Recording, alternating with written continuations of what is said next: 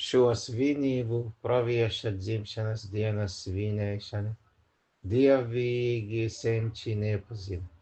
To nedarīja ne taisnīgi kalifi, ne pravieša līdzgaitnieki, ne arī viņu sekotāji, kas dzīvoja ticība un labestība, ne arī musulmānu imāmi pēc viņu.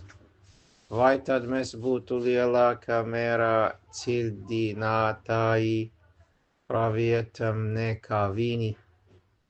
Tas nav iespējams.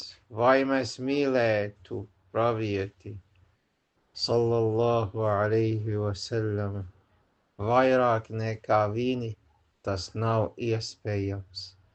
Tādēļ mūsu pienākums ir viņus ievērot un nesarīkot dzimšanas dienas svinības pravietiem, jo tas ir jauninājums, ticība, bidah.